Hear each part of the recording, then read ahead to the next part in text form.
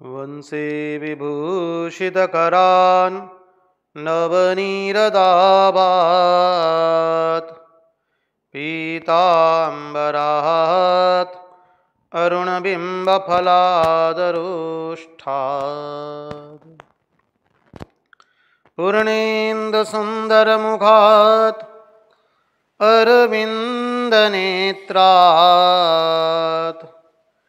कृष्णात् परं किमपि तत्त्वम् अहं न जाने। कृष्णात् परं किमपि तत्त्वम् अहं न जाने। स्वस्ति श्री गणेशाय नमः। श्री सरस्वत्यै नमः। श्री गुरुभ्यो नमः। वक्रतुंड महाकाय सूर्यकोटि समप्रभ निर्विघ्नं कुरु मे देव सर्वकार्येषु सर्वदा। नारायणं नमस्कृत्य नरं चैव नरोत्तमं देवीं सरस्वतीं व्यास ततो जयमुदीरयेत्। नमस्ते शारदे देवी सरस्वती मति प्रदे वसत्वं मम जीवहाग्रे सर्वविद्याप्रदा भव।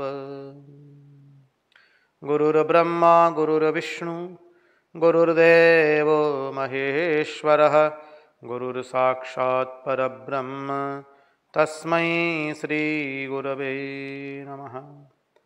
सच्चिदानन्दरूपाय विश्वोत्पत्त्यादिहेतवे तापत्रयविनाशाय श्रीकृष्णाय वयं नुमः। ॐ नमः परमहंसास्वादित चरणकमलचिन्मकरन्दाय भक्तजनमानसनिवासाय श्रीरामचन्द्राय विश्वसर्गविसर्गादि नवलक्षणलक्षितं श्रीकृष्णाख्यं वरं धाम जगद्धाम नमामि तत्। ॐ स्थापकाय च धर्मस्य सर्वधर्मस्वरूपिणे अवतारवरिष्ठाय रामकृष्णाय ते नमः।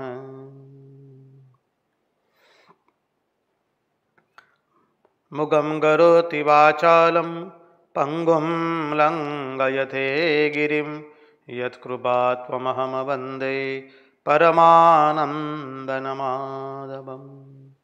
कृष्ण कन्हैया लाल की जय, भक्तवत्सल भगवान की जय, वृंदावन बिहारी लाल की जय, भगवान श्री राम कृष्ण देव की जय।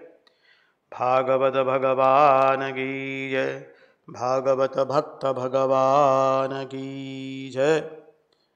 ओम नमो भगवते वासुदेवाय। नारायण नारायण नारायण नारायण। सर्वप्रथम हम पूज्यपाद स्वामी आदि भवानंद जी महाराज जी के चरणों में सश्रद्धेय प्रणाम निवेदित करते हैं। तत्पश्चात रामकृष्ण आश्रम राजकोट के अध्यक्ष पूज्यपाद स्वामी निखिलेश्वरानंद जी महाराज जी के चरणों में सश्रद्धेय प्रणाम निवेदित करते हैं। उपस्थित पूज्यपाद प्रभु सेवानंद जी महाराज सहित अन्यान्य सभी सन्यासी महात्माओं एवं विरक्तों के चरणों में सश्रद्धेय प्रणाम निवेदित करते हैं। और इस दृश्य श्राव्य माध्यम से जो कोई भी भागवत रसामृत का रसपान कर रहा है, उन सबके हृदय में निवासित उस अनंत अखंड अविनाशी परब्रह्म परमात्मा को मुहुर मुहुर वंदन करके आइए भागवत रसामृत के रस सागर में हम अवगाहन करें।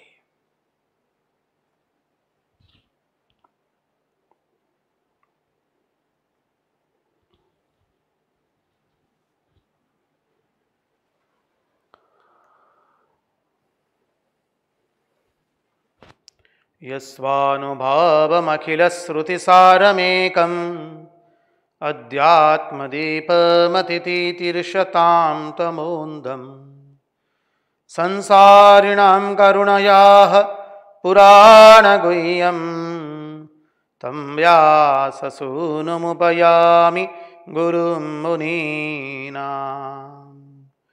कृष्णाय वासुदेवाय हरये परमात्मने प्रणतक्लेशनाशाय गोविन्दाय नमो नमः। नारायण नारायण नारायण नारायण।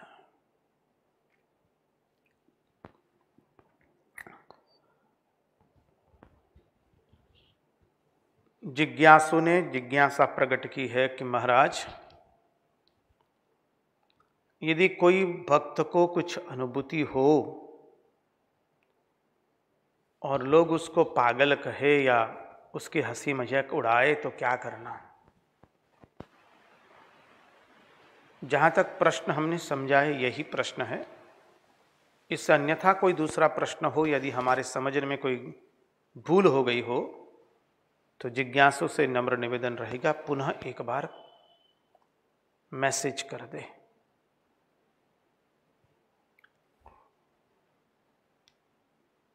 देखिए,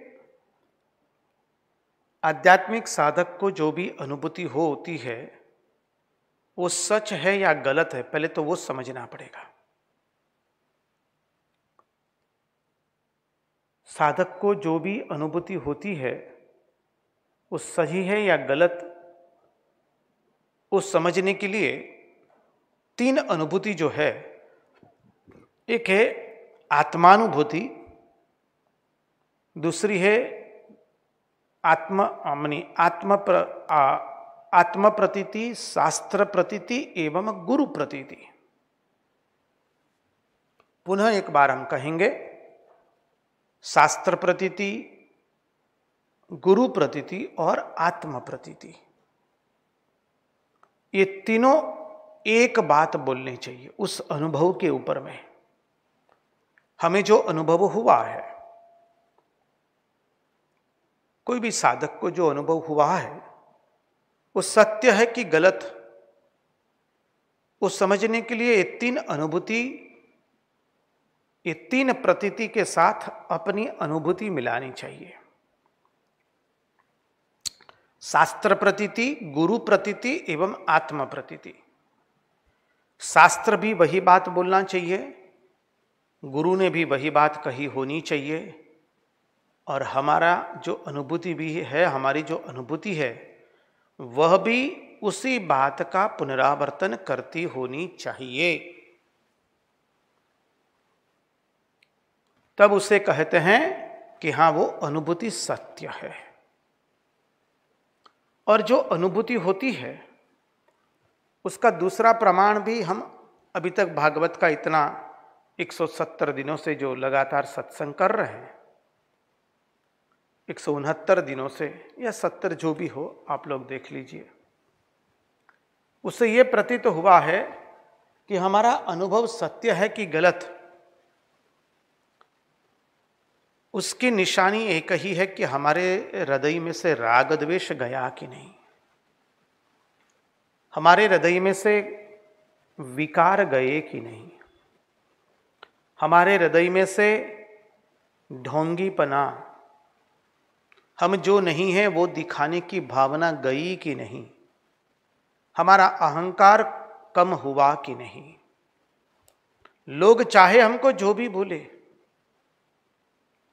इसलिए आए ना कल कि श्री कृष्ण कौन है। जो श्री कृष्ण अपने को समझते हैं वह श्री कृष्ण है। जगत के लोग श्री कृष्ण के बारे में क्या समझते हैं, वो श्री कृष्ण नहीं है केवल। तो हम अपने बारे में क्या सोचते हैं, समझिए। हम अपने बारे में उनके भक्त समझते हैं तो हमारे हृदय में किसी के प्रति राग या द्वेष नहीं होना चाहिए। भक्त के लक्षण बताए थे, हमने चिंतन किया था नव योगेश्वरों के संवाद में। श्रेष्ठ भक्त अत्र तत्र सर्वत्र केवल उसी परमात्मा का दर्शन करता है।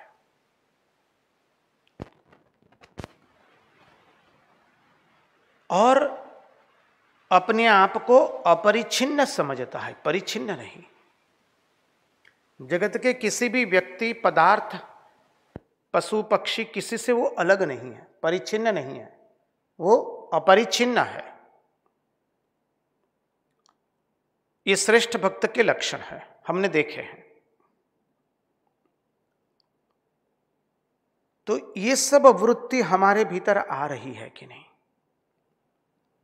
राग द्वेष गया कि नहीं? अहंकार गया कि नहीं? परिच्छिन्नता की भावना गई कि नहीं? भगवान नामस्मरण एक अजस्र रूप से चल रहा है कि नहीं? खंड खंड में हो उसे नामस्मरण नहीं कहते हैं, खंड खंड हो उसे नामस्मरण नहीं कहते हैं। नामस्मरण की, भगवत चिंतन की एक अजस्र धारा चलती रहनी चाहिए। अब बाद में जो कोई यदि निंदा करते तो वो उनकी तकलीफ है, उससे भक्त कभी विचलित नहीं होता है, क्योंकि वो तो जानता है जो निंदा कर रहा है वो भी वही है, जो सहन कर रहा है वो भी वही है, जो देख रहा है वो भी वही है, दृष्टा भी वही, दृष्टि भी वही, दृश्य भी वही है, ज्ञाता ज्ञान एवं ज्ञेय वो भी वही है। इसलिए वो कभी किसी से परेशान नहीं होगा। वो परेशान हो गया तो उसकी अनुभूति नहीं हुई है, वो समझिए। क्योंकि उससे मालूम है जो निंदा कर रहा है वो भी वही है, सह रहा है वो भी वही है, उकसाने वाला भी वही है। अत्र तत्र सर्वत्र उनके अतिरिक्त और कुछ भी नहीं है, उसकी इसको प्रतीति होती है। इसलिए अपने आध्यात्मिक अनुभव को भी किसी के सामने प्रकट नहीं करना चाहिए। वो हमारी संपत्ति होती है। मनुष्य सामान्य बैंक के अंदर में अपने खाते में कितनी पूंजी है, अपने खाते में कितनी रकम है, वो किसी को कहता नहीं है। एक सामान्य अर्थ की बात भी किसी को कहता नहीं है। तो ये हमारे आध्यात्मिक अनुभव तो हमारी जन्मों जन्म की पूंजी है, उसको हम कभी किसी को बाजार में नहीं कहेंगे, लोगों के सामने उसका हम ढोल नहीं पीटेंगे। और यदि किसी को कह दी तो परमार्थ प्रसंग के अंदर में पूज्यपाद स्वामी विरजानंद जी महाराज हमें समझाते हुए कहते कि वो धीरे धीरे कम हो जाएगा। आध्यात्मिक अनुभूति किसी को बोली नहीं जाती है, वो स्वयं को अनुभव करनी होती है। और जो अनुभव करता है वो किसी को कहता नहीं है, जो कहता है उसका अनुभव नहीं होता है। श्री रामकृष्ण देव अपने जीवन से बता रहे हैं। एक बार हृदय श्री रामकृष्ण देव का सेवक, उनका भांजा, ठाकुर जिस पंचवटी के वृक्ष के नीचे बैठे ध्यान करते थे, बेड के नीचे, पंचवटी वृक्ष के नीचे बैठ करके ध्यान करते थे, वहां वो पहुंच गया और वहां बैठ गया। तो वो चिल्लाने लगा, ओ रामकृष्ण, ओ रामकृष्ण, आप और मैं वही उस एक चैतन्य के ही दो अंश है। बहुत कुछ बकने लगा। ठाकुर दौड़े दौड़े आए और कहते, चुप कर रहे, मैं कितना कुछ देखता हूं, अनुभव करता हूं, क्या मैं बकता हूं? तुमको कुछ हुआ नहीं, कुछ थोड़ा बैठा उसमें कुछ हो गया, उसमें तुम इतना ढंढोरा पीटने लगे, डंडी पीटने लगे भर बाजार में। इसलिए अपने आध्यात्मिक अनुभवों को हमें प्रकाशित नहीं करना है, उसे गुप्त रखना है। और यदि कोई उसकी निंदा करता है उससे हमें कोई फर्क पड़ना नहीं चाहिए, क्योंकि हम जानते हैं जो निंदा कर रहे वो हमारे भले के लिए ही है। क्योंकि निंदा करने वाले भी वह है, अनुभूति करने वाला भी वही है, देखने वाला भी वही है, दृष्टा भी वही, दृश्य भी वही और दृष्टि भी वही है। अहम ब्रह्म परम धाम ब्रह्माहम परमं पदम एवं समीक्षन्नात्मानम आत्मन्याधाय निष्कले दशंतम तक्षकम पादे लेलिहानम विषाननहि न द्रक्ष्यसि शरीरम च विश्वम च पृथगात्मन। ये त्रिपुटी का भेद नहीं रहेगा, दृष्टा दृश्य दृष्टि उसका भेद नहीं रहेगा, ज्ञाता ज्ञेय एवं ज्ञान उसका भेद रहेगा नहीं। तो यह बात है, आप लोग बहुत गंभीरता से सुनते हैं, एकाग्रता से सुनते हैं, हमें सुनकर के बहुत अच्छा लगता है। भगवान आप सबकी श्रद्धा भक्ति को उत्तरोत्तर बढ़ाए और हम सबके मन की मति गति और रति भगवान के चरणों में बनी रहे, यही प्रार्थना। आशा करते हैं प्रश्न हम समझे हैं, उत्तर भी ठीक लगा होगा। अन्य कुछ हो तो अपना अभिप्राय लिख लीजिएगा। दिख रहा है ना, पंखो बाजार से ठंडो कर दिया।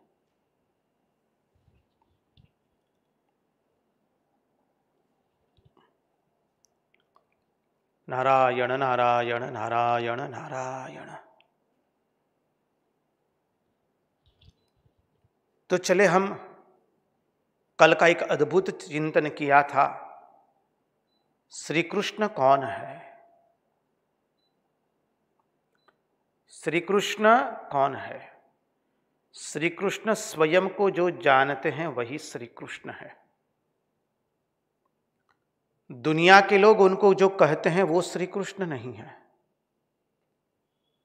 श्री कृष्ण वही है जो श्री कृष्ण स्वयं को जानते हैं। और श्री कृष्ण स्वयं को क्या जानते हैं? श्री कृष्ण स्वयं को परिपूर्ण ब्रह्म परमात्मा वह जानते हैं, स्वयं को परिच्छिन्न जानते नहीं है। परिपूर्ण ब्रह्म पूर्ण परमात्मा जानते हैं, इसलिए श्री कृष्ण परिपूर्ण ब्रह्म पूर्ण परमात्मा है। कोई अपने को पापी जैसा समझता है, कोई अपने को सुखी समझता है, कोई अपने को पुण्यशाली समझता है, कोई अपने को सदाचारी समझता है। श्री कृष्ण ये कुछ नहीं समझते हैं अपने बारे में।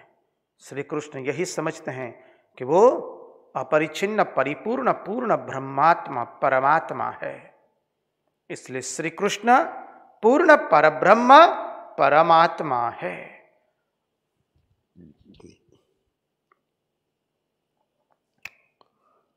और देखा था कि धर्म कलिकाल के अंदर में भगवान उद्धव जी को जब उपदेश दे रहे हैं तो भगवान ने कहा कि देखो उद्धव, आज से 7वें दिन द्वारका नगरी समुद्र में डूब जाएगी और यदुवंश का नाश हो जाएगा, तब तुम द्वारका में मत रहना, तुम चले जाना बद्रिकाश्रम। भगवान समझाते हैं उनको, क्योंकि भगवान नहीं चाहते हैं उद्धव जी के अंदर में कोई देश निष्ठा रहे, कोई वंश निष्ठा रहे। समझिए,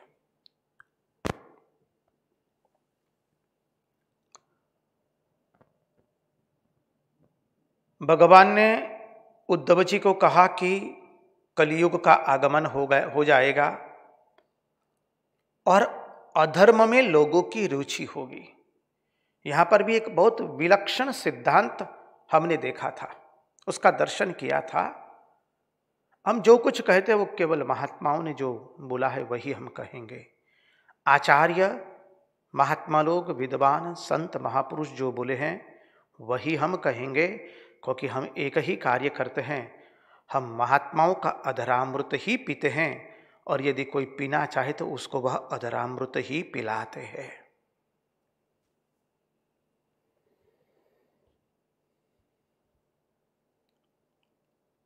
बोले क्या?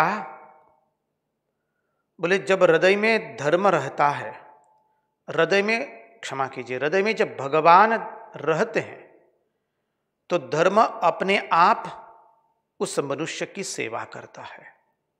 जब हृदय में भगवान रहते हैं तो धर्म अपने आप उसकी सेवा करता है, धर्म सेवा में आ जाता है उसकी, उस व्यक्ति की। अब हृदय में धर्म नहीं है और हृदय में भगवान नहीं है, क्षमा कीजिए, हृदय में भगवान नहीं है पर धर्म में रुचि है, तो धर्म करना पड़ेगा। पहली स्थिति है, हृदय में जब भगवान है तो धर्म अपने आप आवेगा और सेवा करेगा, जिसके हृदय में भगवान है उसकी। द्वितीय बिंदु, जब हृदय में भगवान नहीं है पर धर्म में रुचि है तो धर्म करना पड़ेगा। तृतीय, हृदय में भगवान भी नहीं है, धर्म में रुचि भी नहीं है, तो मनुष्य की गति शीघ्रातिशीघ्र, मनुष्य अत्यंत द्रुत वेग से अधर्म में गति करता है। देखिए, हृदय में भगवान है, उसका अर्थ भी समझ लीजिए, विस्तृत अर्थ करे। यो मां पश्यति सर्वत्र सर्वं च मयि पश्यति तस्याहं न प्रणश्यामि सच मे न प्रणश्यति। यो मां पश्यति सर्वत्र सर्वं च मयि पश्यति, जो मुझको सब में देखता है और सबको मुझ में देखता है, जो स्वयं को परिच्छिन्न नहीं समझता है, उसको, वो व्यक्ति हृदय में भगवान है। ऐसे व्यक्ति की धर्म स्वयं सेवा करता है। श्री रामकृष्ण देव, उनका एक भी पांव बेताल नहीं पड़ा है, उनकी सत्यनिष्ठा टूटती नहीं है, उनको सत्य का अनुसरण करना नहीं पड़ता है, अपने आप होता है। हृदय में भगवान है तो धर्म उसकी सेवा करता है, समझिए। द्वितीय, हृदय में भगवान नहीं है पर धर्म में रुचि है, तो ऐसी व्यक्ति को धर्म का अनुसरण करना पड़ता है, धर्म का पालन करना पड़ता है। और तृतीय, हृदय में भगवान भी नहीं है और धर्म में रुचि भी नहीं है, तो क्या हुआ? बोले उसकी अधर्म में गति हो जाती है। ये दो बिंदु विलक्षण थे और भगवान ने उद्धव जी को संदेश देना प्रारंभ किया। कल हम जो श्लोक देख रहे थे, भगवान बोले, त्वं तु सर्वं परित्यज्य स्नेहं स्वजन बंधुषु मय्यावेश्य मनः सम्यक् समदृग्विचरस्वगाम। कल हमने थोड़ी उसके ऊपर, इस श्लोक के ऊपर थोड़ा दर्शन किया। संत तुकाराम जी महाराज का जीवन अद्भुत है। तुकाराम जी, एकनाथ, भगवान एकनाथ महाराज, समर्थ गुरु स्वामी रामदास, दत्त परंपरा के सभी अवतार, वैष्णव आचार्यों के महान आचार्य, सब सन्यासी महापुरुष लोग, श्री रामकृष्ण देव के अंतरंग सन्यासी शिष्य एवं भक्त भी, सबके जीवन में यह श्लोक चरितार्थ होता हुआ मिलेगा। जहां कहीं पर भी विश्व के अंदर में, समग्र मानव जात के अंदर में, जहां कहीं पर भी हम भगवान के सच्चे भक्त, सन्यासी, साधु, विरक्त, उनका दर्शन करते हैं तो वहां पर ये लक्षण मिलेंगे। एकनाथी भागवत के अंदर में एकनाथ महाराज उसका एक विलक्षण अर्थ प्रकट करते हैं। त्वं तु सर्वं परित्यज्य स्नेहं स्वजन बंधुषु। मयि आवेश्य मनः सम्यक समदृग विचरस्वगाम। बोले सर्वप्रथम क्या करना है साधक को, भगवान कहते हैं उद्धव तुम अपने स्नेह को पूर्ण रूप से त्यागो। और स्नेह क्या है वो हमने देखा है, एक चिकना प्रवाही जैसा है वो। जब थर्मोकोल एक दूसरे से चिपकाना है तो हम लोग फेविकॉल लगाते हैं, कागज को चिपकाना है तो गम लगाते हैं, चिकनाहट है। वैसे ही हमारे हृदय में मोहरूपी जब चिकनाहट आ जाए तो इस हृदय के अंदर में कोई व्यक्ति, वस्तु या घटना वो चिपक जाती है। तो कहा कि भाई अपने स्नेह को पहले त्यागो। प्रथम अपने स्नेह को त्यागना पड़ेगा सदंतर, पूर्ण रूप से अपने स्नेह का त्याग करो। फिर कहा कि अभिमान का त्याग करो। स्नेह और अभिमान का त्याग करना कठिन है, इसलिए श्री रामकृष्ण देव कभी मैं शब्द नहीं बोले। अरे अपने ब्राह्मण कुल का अहंकार त्यागने के लिए श्री रामकृष्ण देव शौचालय साफ करने वाली व्यक्ति का शौचालय साफ करते हैं, और वो भी अपने केश से। 1-2 दिन नहीं, 6 माह तक। समझिए, जाति कुल का अहंकार त्याग करने के लिए। श्री रामकृष्ण देव इसलिए कहते हैं मैं 16 आना नाच नाचा हूं और मैंने एक सांचा तैयार कर दिया है, उस सांचे में तुम अपने आप को ढाल दो। मैं 16 आना नाच नाचा हूं, तुम 1-2 आना तो नाचो। हमें वहां तक करने की आवश्यकता नहीं है, लेकिन अहंकार का तो त्याग करना ही पड़ेगा। तो जब पहले स्नेह का त्याग करना पड़ेगा, स्नेह का त्याग करना पड़ेगा मानी महाराज आप कहेंगे महाराज यहां पर तो उद्धव जी को भगवान कहते संबंधियों का त्याग करो, स्वजनों का त्याग करो।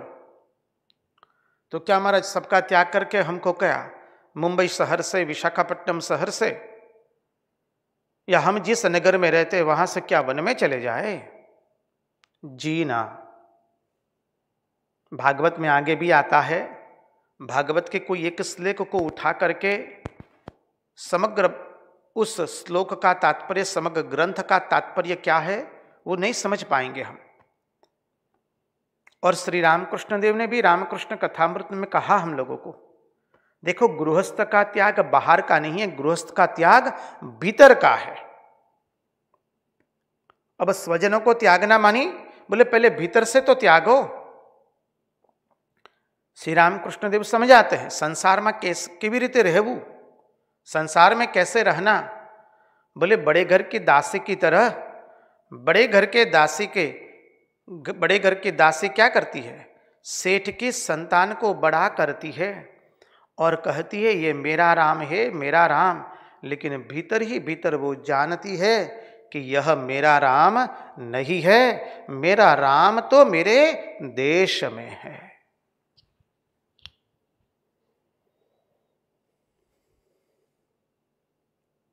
वह हो गया स्वजनों का त्याग, वह हो गया घर का त्याग, वो हो गया ममता का त्याग, स्नेह का त्याग। समझिए, किसी से हम चिपकेंगे नहीं।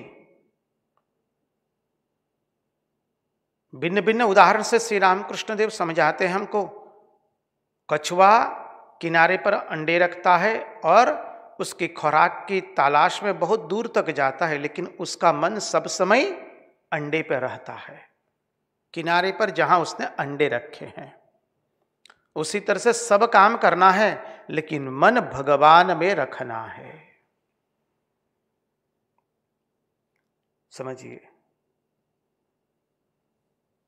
तो ये क्या हो गया? त्वम तु सर्वम परित्यज्य स्नेहम स्वजन बंधुषु। फिर कहते हैं अभिमान का त्याग करो। फिर कहते हैं वासनारूप जटाभार को निकाल दीजिए, वासना का त्याग कर दीजिए। वासना की जटा बना लेते हैं, जटा बढ़ाया, मुंड मुंडाया, सब किया, लेकिन जो करना था वो नहीं किया। तो बोले वासनारूपी जो जटाएं हैं उसका त्याग करना पड़ेगा। और फिर कहा कि आश्रम का भी त्याग करना पड़ेगा।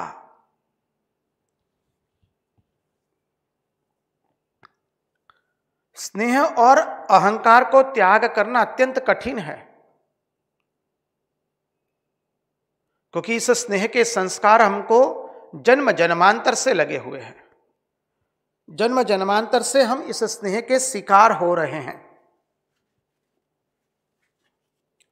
इसलिए इस स्नेह को त्यागना इतना आसान नहीं है। हमने भागवत के पिछले सत्संगों में भी देखा, बोले स्नेह एकदम त्याग नहीं सकते हो तो संबंधियों से स्नेह हटा करके संत महात्माओं भक्तों के साथ स्नेह करना शुरू करो, धीरे धीरे उससे भी त्यागना है। और फिर कहा कि देखो इस स्नेह को त्याग करने के लिए मैं तुम्हें एक युक्ति देता हूं। युक्ति क्या है? भगवान कहते हैं मेरा जो सर्वव्यापक स्वरूप है, मैं सर्व में हूं। अहम सर्वभूतानां हृद्देशेर्जुन तिष्ठति भ्रामयन् सर्वभूतानि यंत्रारूढ़ानि मायया। तो बोले मेरा जो व्यापक स्वरूप है, मेरा जो सर्वव्यापक स्वरूप है, वो चित्त में रखो और अपने स्वरूप में सावधान होकर के, अपने स्वरूप में प्रतिष्ठित होकर के जब हम चिंतन करेंगे तो हम किसी से स्नेह नहीं करेंगे। फिर स्नेह अर्थात मोह एवं ममता, यह मेरा और यह मैं और मेरापन चला जाएगा। जब हम उस ईश्वर की सर्वव्यापकता का दर्शन सर्व के अंदर में करेंगे तो फिर किसी के प्रति राग द्वेष नहीं रहेगा। जब राग द्वेष नहीं रहेगा तो स्नेह होने की बात नहीं है। और जब अपने स्वरूप के अंदर में हम निश्चय पूर्वक धारण कर लेंगे, अपने आप को बैठा देंगे, क्या होगा?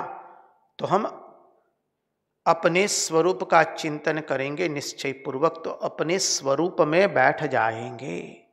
हमारा स्वरूप क्या है? सच्चिदानंद रूप हम अहमेवाहमव्ययः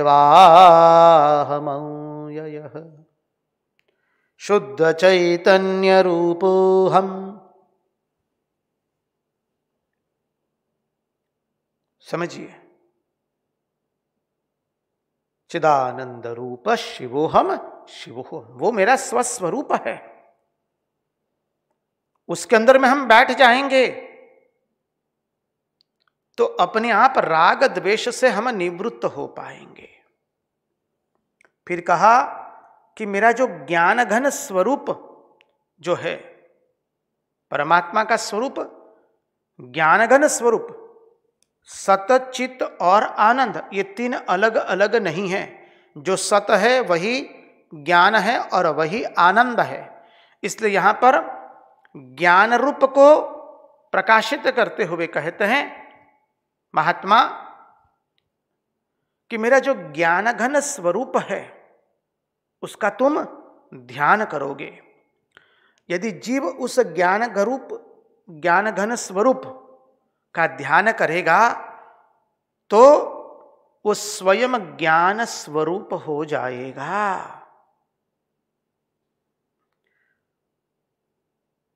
क्यों ज्ञान स्वरूप हो जाएगा? बोले क्योंकि जीव का स्वरूप ही वह है, सच्चिदानंद है, सत स्वरूप है, चित्त स्वरूप है, आनंद स्वरूप है, और जीव का वही स्वरूप है।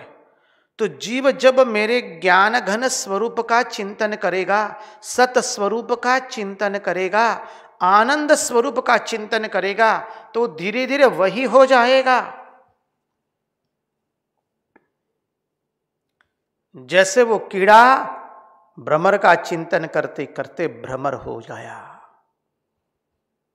समझिए, उसी तरह से हम परमात्मा का चिंतन करते करते, अपने स्वरूप का चिंतन करते करते ज्ञान स्वरूप बन जाएंगे। तो देखिए, अभिमान का भी त्याग हो गया,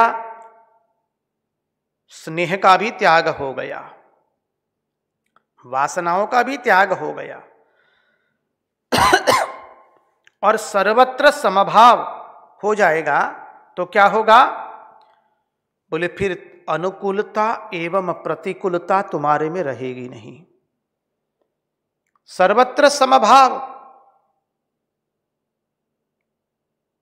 बस निंदा करने वाला भी वही है, निंदक भी वही, प्रशंसक भी वही, सहने वाला भी वही, वृत्ति भी वही। जब सर्वत्र समभाव हो गया, फिर क्या होगा? तुम्हारे लिए स्थान की अनुकूलता एवं प्रतिकूलता रहेगी नहीं, इसलिए तुम उस स्थान को भी त्याग दोगे। क्योंकि उद्धव जी ने पहले भगवान को कहा कि प्रभु आप मुझे गरुड़ पर बिठा करके ले जाइए अपने धाम में। महात्माओं ने भिन्न भिन्न अर्थ किए हैं। तो भगवान कहते वहां तो गरुड़ भी नहीं आ सकता है, क्योंकि गरुड़ का भी अहम है, गुण है, वहां तो दोष एवं गुण से परे है, अहंकार से परे क्या अवस्था है वो। बोले प्रभु जब गरुड़ पर बैठ करके मुझे नहीं ले जा सकते तो प्रभु आप एक काम कीजिए। बोले क्या? आप हमें अपने कंधे पर बिठा लीजिए। बोले वहां कंधा भी नहीं है। यो माम पश्यति सर्वत्र सर्वम च मही पश्यति। वहां तो कोई एक स्वरूप में आबद्ध ही नहीं है, ज्ञान स्वरूप, सतचित और आनंद अनंत स्वरूप है परमात्मा का। तो वहां ना तो कंधा है न गरुड़ है। वहां जाने के लिए तुम अपने स्नेह को सर्वथा त्याग करो, अहंकार को त्याग करो, वासना की जटाओं का त्याग करो और आश्रम का भी त्याग करो। त्वं तु सर्वं परित्यज्य स्नेहं स्वजन बंधुषु मय्यावेश्य मनः सम्यक् समदृक् विचरस्वगाम। अब देखिए, इसका थोड़ा चिंतन करें। अर्जुन ने तो यही कहा था श्रीमद् भगवद गीता में, प्रभु मैं सब छोड़ छाड़ के जाना चाहता हूं, मुझे भिक्षा पात्र दे दीजिए, मुझे युद्ध नहीं करना है जी, आप हमें भिक्षा पात्र दे दीजिए, हम भिक्षा पात्र लेकर के चले जाएंगे। वो भी तो स्वजनों को छोड़ना चाहता था। तो वहां पर श्री कृष्ण उसको थोड़े डांट लगाते हुए कहते हैं, क्लैब्यम मास्म गम पार्थ नैतत्वयु प्रपद्यते क्षुद्रम हृदय दौर्बल्यम त्यक्तोतिष्ठ परंतप। बोले तुम अपने इस का पुरुषता को त्यागो, हृदय की दुर्बलता का त्याग करो और अपने गांडीव से तुम्हारे दुश्मनों को परास्त करो। तुम्हें ये शोभा नहीं देता है, तुम ये जो का पुरुषता का तुमने वर्ण किया है वो तुम्हारे लिए शोभायमान नहीं है। वहां तो भगवान ने वह किया और यहां भगवान स्वयं उद्धव जी को कह रहे, अरे तुम अपने स्वजनों को त्यागो। बोले क्यों ऐसा? एक ही व्यक्ति अलग अलग उपदेश क्यों दे रहा है? देश काल और निमित्त, ये तीन को देखना पड़ता है। हमने कल भी इसकी चर्चा की थी। श्रीमद् भागवत निवृत्ति परायण ग्रंथ है। श्री कृष्ण भी उद्धव जी को उपदेश देकर के अपने स्वधाम जाने वाले हैं और उद्धव जी को बद्रिकाश्रम भेज रहे हैं। सुखदेव जी भी परीक्षित राजा को ये उपदेश सुना रहे हैं। सुखदेव जी भी अब भागवत के अंतिम चरण में आए हैं, सुना करके अपने धाम चले जाएंगे। परीक्षित भी अपने धाम चला जाएगा।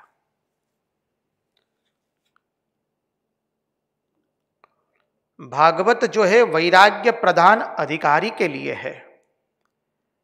महाभारत और श्री वाल्मीकि रामायण जो है वो पुरुषार्थ प्रधान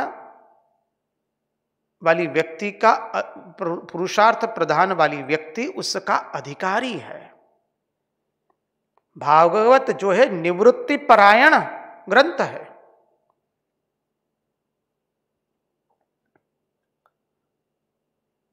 उपदेशक श्रीमद् भगवद गीता, उद्धव गीता दोनों का एक ही है, पूर्ण पुरुषोत्तम श्री कृष्ण, लेकिन दोनों पात्र अलग अलग है। अर्जुन को बहुत कार्य करना है, क्षत्रिय है, राज्य चलाना है, राज्य को, खोया हुआ राज्य को पुनः प्राप्त करना है। पुरुषार्थ प्रधान व्यक्ति है अर्जुन वहां, देश काल निमित्त। यही बात स्वामी विवेकानंद के उपदेशों में भी रखनी है। स्वामी शुद्धानंद जी का एक सुंदर बहुत बड़ा लेख है, so called contradictions about Swami Vivekananda's teachings, ऐसा करके। एग्जैक्ट हम टाइटल नहीं बता सकते, टाइटल अधिकांश रूप से ऐसा ही है, आंग्ल भाषा में था, प्रबुद्ध भारत, पुरानी प्रबुद्ध भारत में वो प्रकाशित हुआ था। उसमें शुद्धानंद जी भी यह बताते हैं, एक व्यक्ति स्वामी जी के पास आती है और गंगा जी की स्नान की बहुत महिमा बताती है। गंगा जी की महिमा, बोले हमें गंगा जी में स्नान करना है। स्वामी जी उसे गंगा जी की महिमा बहुत बताते हैं, गंगा जी में स्नान अवश्य करना चाहिए, माँ गंगा का महात्मा ही बताए उनको। वो आनंद विभोर हो गए। बाद में दूसरा कोई व्यक्ति आई और वो उसको स्वामी जी गंगा स्नान के विरुद्ध में ही सब बातें बता रहे हैं। बोले क्यों?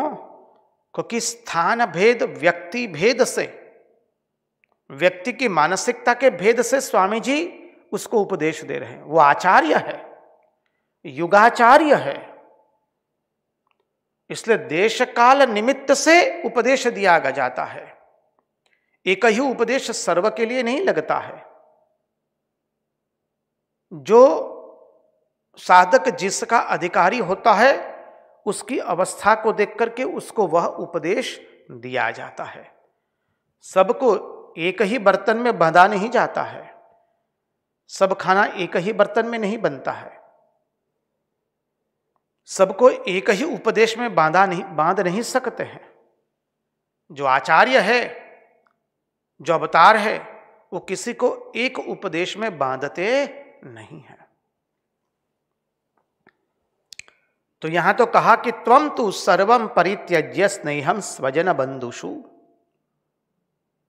उद्धव जी अपने सगे संबंधी भाई बंधुओं के प्रति जो तुम्हारा स्नेह है उसका त्याग करो, वह छोड़ो।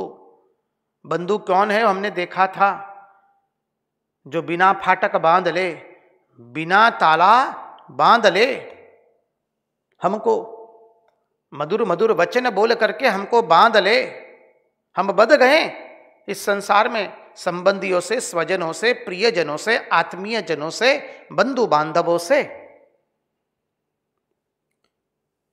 तो इन स्वजन और बंधुओं में जितना स्नेह है वह सारा का सारा स्नेह तुम मिटा दो, उसका त्याग करो।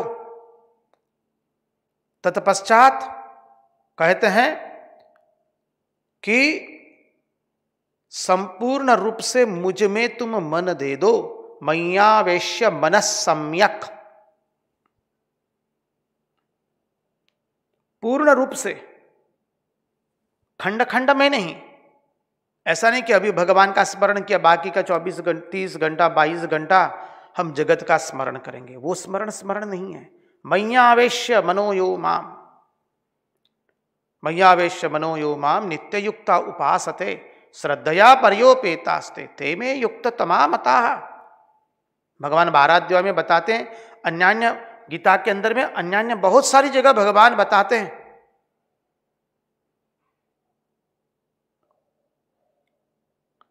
तो कहने का तात्पर्य है, भगवान कहते खंड खंड में मेरा स्मरण मत करो, मेरे स्मरण की अविरत धारा चलनी चाहिए।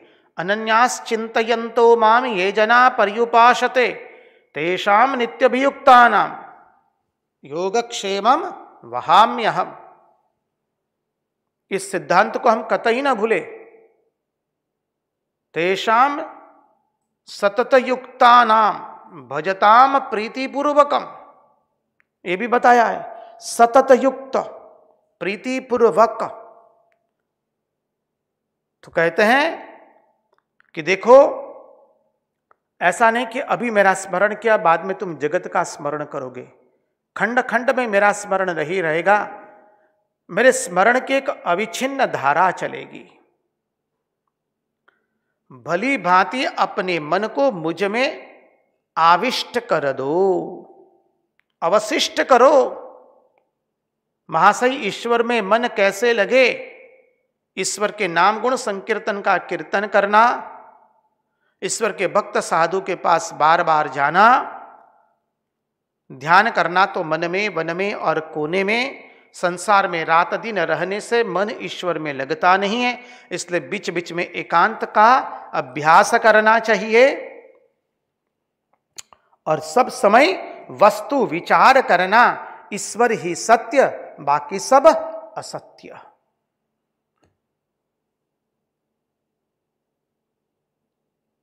मिला लीजिए संगति, सभी शास्त्र से मिल जाएगी। श्री रामकृष्ण देव की एक भी उक्ति ऐसी नहीं है जहां शास्त्र से संगति न लगे। अरे उनके अनुभव तो क्या है, स्वयं भगवान श्री रामकृष्ण देव कहते हैं, यहां की अनुभूति वेद वेदांत को पार करके चली गई है।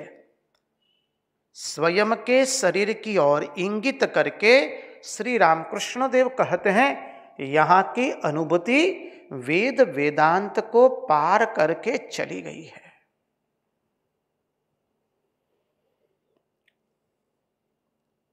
तो देखिए, भगवान यहां पर उद्धव जी को कहते, तुम किसी से स्नेह मत करना,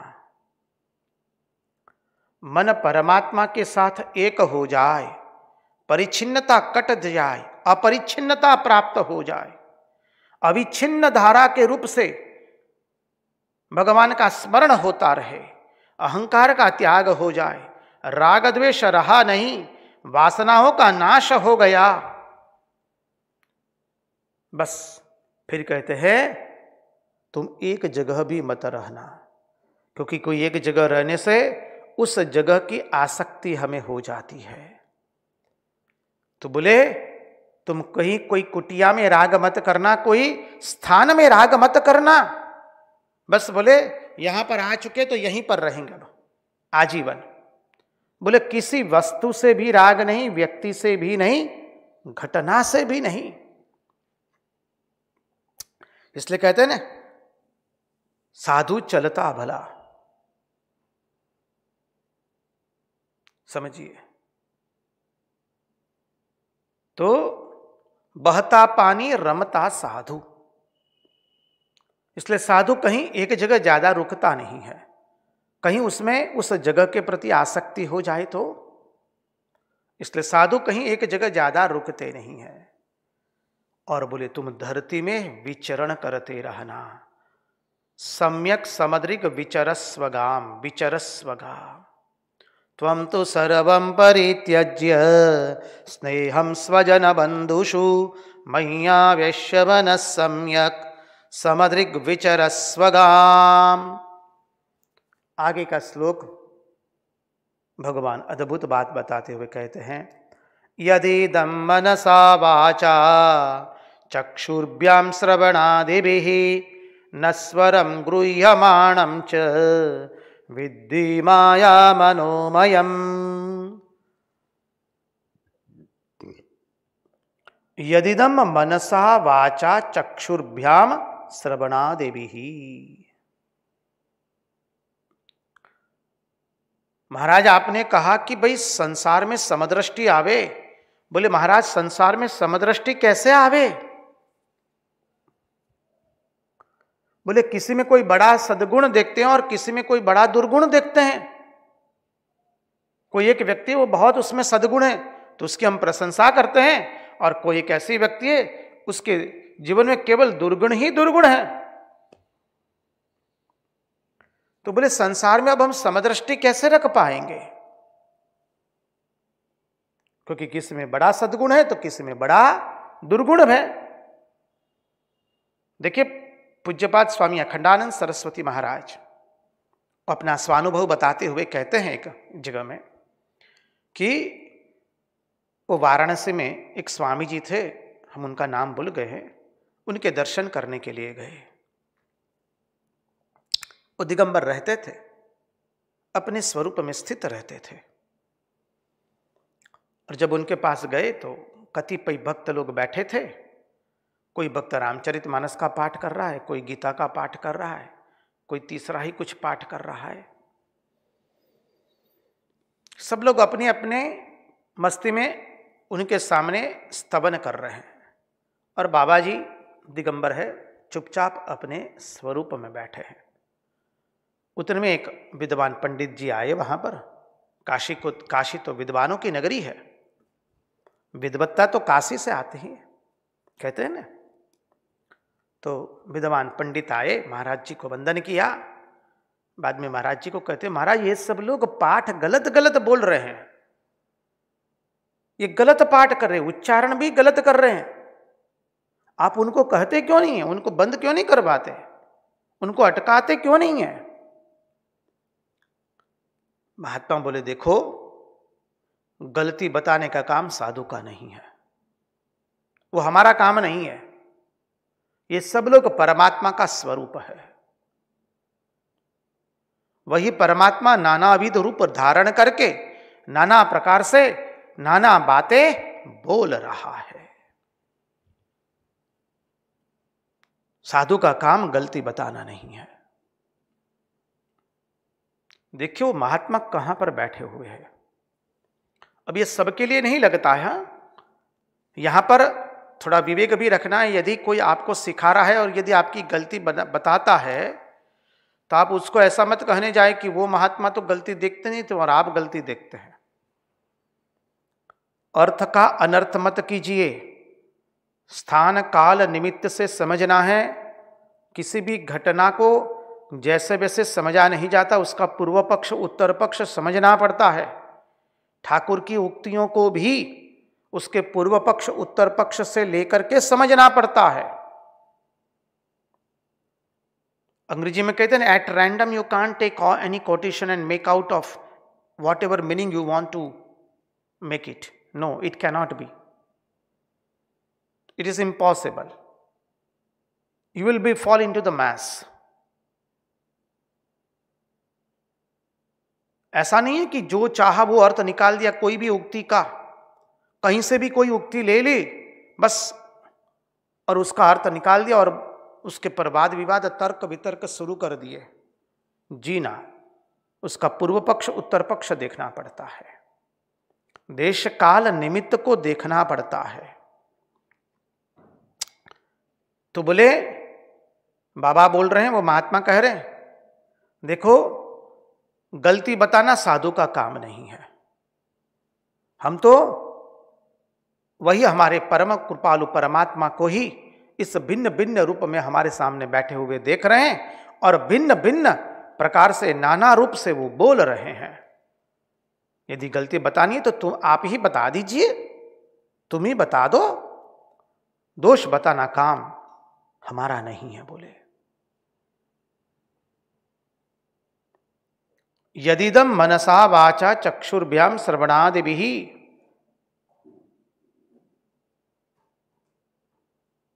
बोले फिर यह सृष्टि क्या है? बोले ये जो सृष्टि अब चल रही है वो क्या है? क्योंकि सिद्धांत आया है, हम दर्शन कर रहे हैं कि संसार में समदृष्टि कहां से आवे, क्योंकि किसी में हम बड़ा सद्गुण देख रहे हैं, किसी में बड़ा दुर्गुण देख रहे हैं। तो पहले तो ये सिद्धांत समझ लीजिए, जो हम भागवत के 169 दिनों से, विगत 169 दिनों से पुनः पुनः उसी सिद्धांत का श्रवण कर रहे हैं, दर्शन कर रहे हैं। वो सिद्धांत और दर्शन क्या है?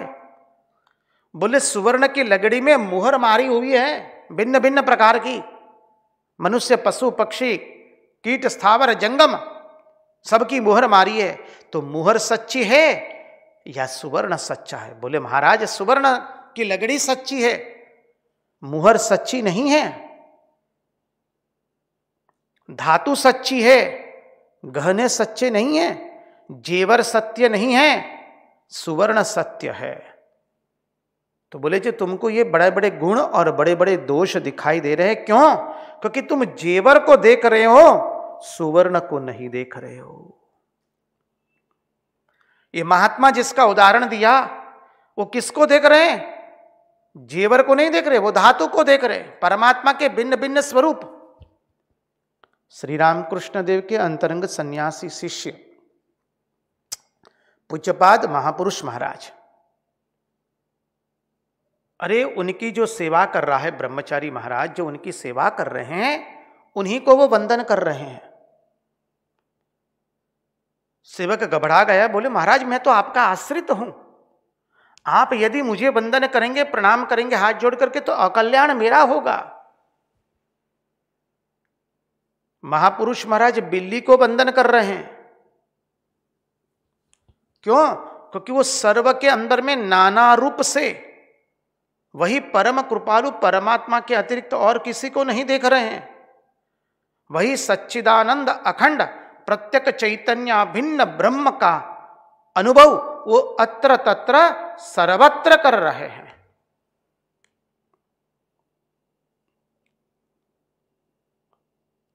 जब दूसरा दिखे तब वह नहीं दुखता है, और जब वह दिखता है तब दूसरा दिखता नहीं है। जब जगत दिखे तब वह नहीं दिखता है, और जब वह दिखता है तब जगत दिखता नहीं है। तो बोलिए संसार, ये सृष्टि है क्या? आगे का सिद्धांत बहुत सुंदर है। उस सिद्धांत में प्रविष्ट होने से पहले हम महाराज जी से एक नम्र निवेदन करेंगे, कृपया हमें एक सुंदर भजन का रसास्वादन कराए। तत्पश्चात आगे के भजन में आगे के तत्वार्थ में प्रविष्ट होंगे।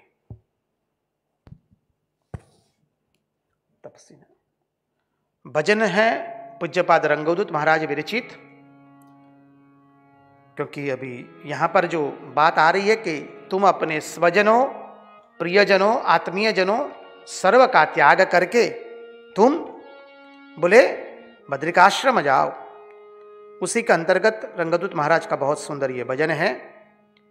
भजन है तपसी छोड़ दिया संसार। शब्द यह है, तपसी छोड़ दिया संसार, जैसी सुकर विष्ठा बाई, तैसो भव सुख मुझ मन आई, दत्त दिगंबर मन लुभाई। अर्थ बताने की आवश्यकता नहीं रहेगी।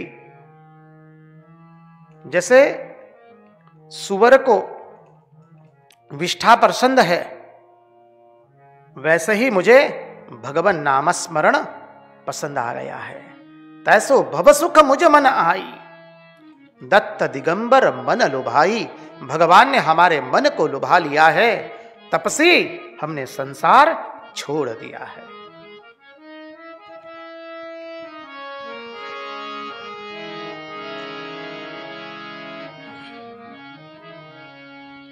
तपसी छोड़ दिया संसार,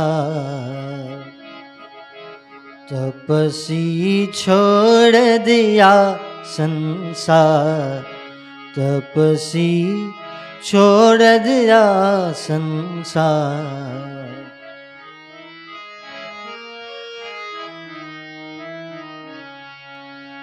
जैसी सूकर विष्ठा भाई, जैसी सूकर विष्ठा भाई, तैसो भव सुख मुझ मन आई, तैसो भव सुख मुझ मन आई, दत्त दिगंबर मन लुभाई,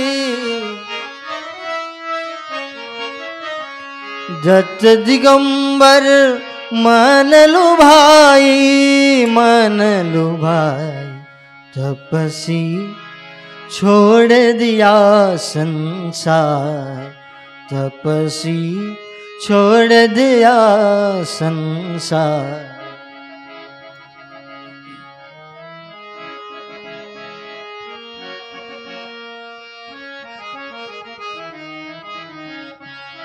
आगे के शब्द है, लोक लाज सब छोड़ पराई, तार मंजीरा खूब बजाई, नंगी होकर जग फिर आई। अरे हमने लोकलाज को त्याग दिया है। लोकलाज को कौन पूछता है? लोग क्या कहेंगे? Who cares for what? लोकलाज सब छोड़ पराई, तार मंजीरा खूब बजाई। अरे भगवान के साथ एक तार होकर के हमने खूब श्रवण किया है, हम उसके नाम में मग्न हो गए हैं। नंगी होकर जग फिर आई। नंगी होकर जग फिर आई अर्थात अरे हमारे ऊपर कोई अब आवरण नहीं रहा अज्ञान का। इस जगत में हम घूम रहे हैं कोई अज्ञान के आवरण को लेकर के नहीं, अरे प्रत्यक्ष चैतन्य भिन्न का साक्षात अनुभव करके हम जगत में विचरण कर रहे हैं। लोक लाज सब छोड़ पराई,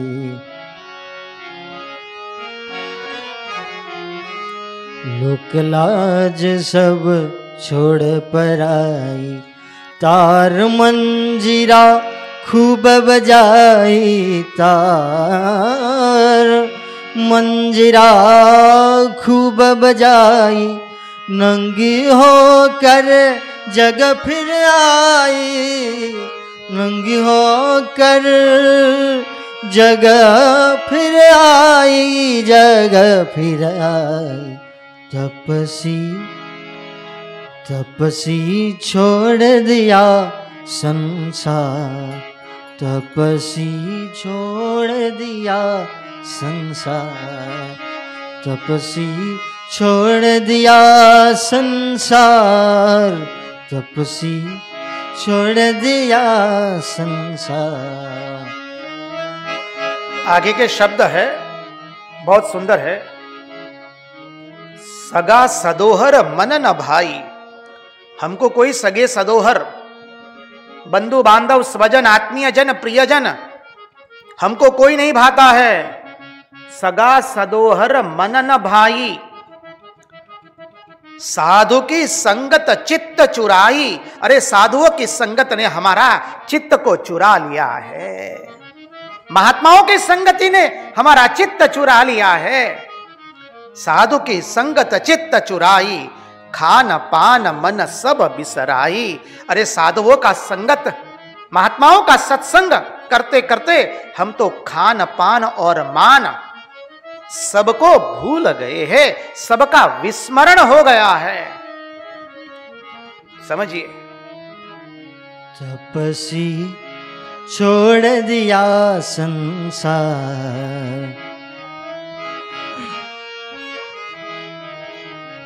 सगा सहोदर मन न भाई, सगा सहोदर मन न भाई, साधु की संगत चित चुराई, साधु की संगत चित चुराई, खान पान मन सब बिसराई, खान पान मन सब बिसराई, खान पान मन सब बिसराई, सब बिसराई। तपसी तपसी छोड़ दिया संसार, तपसी छोड़ दिया संसार। धन दौलत सब मिट्टी मनाई।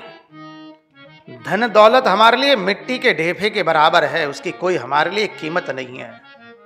धन दौलत सब मिट्टी मनाई, हाड़ चाम यह कछु न भाई। हमको ये हाड़ चाम में कोई प्रीति नहीं है। कोई मनुष्य को देखकर कतई हम आकर्षित नहीं होते, ना गंधर्वों को देखकर, ना अप्सराओं को देख करके, ना 14 ब्रह्मांड में किसी को भी देख करके कोई वस्तु, व्यक्ति या पदार्थ को देखकर हम कभी मोहित होते हैं। धन दौलत हमारे लिए मिट्टी के बराबर है। हाड़ चाम हमें कुछ भाया नहीं, नाम निकम्मा मोह त्यजाई। अरे हमने तो मोह का त्याग कर दिया है और नाम में मस्त हो चुके हैं। धन दौलत सब मिट्टी मनाई,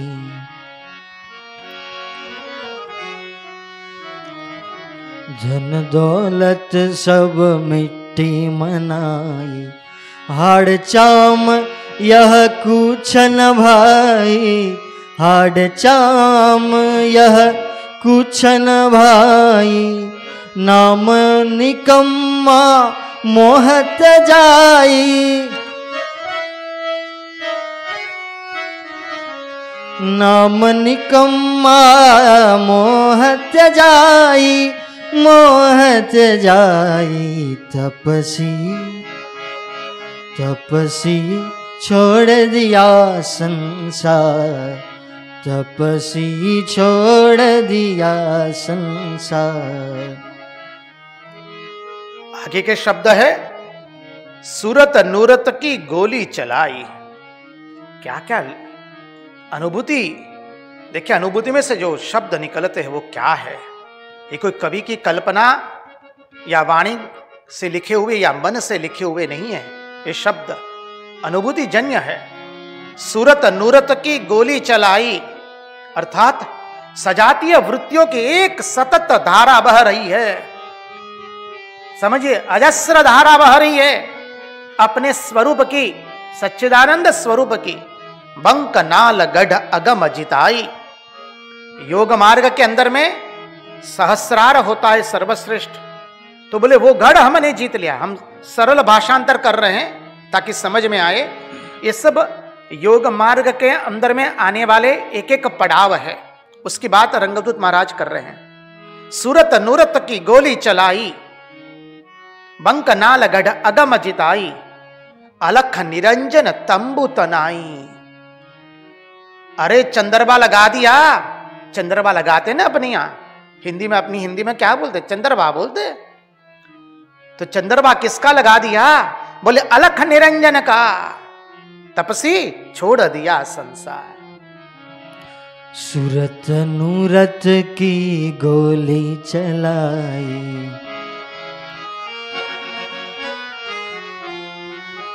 सूरत नूरत की गोली चलाई, बंकनाल गढ़ अगम जिताई, बंकनाल गढ़ अगम जिताई, अलख निरंजन, अलख निरंजन, अलख निरंजन, अलख निरंजन, अलख निरंजन, अलख निरंजन, अलख निरंजन, अलख निरंजन। तंबू तनाई, तंबू तनाई, तपसी तपसी छोड़ दिया संसार, तपसी छोड़ दिया संसार।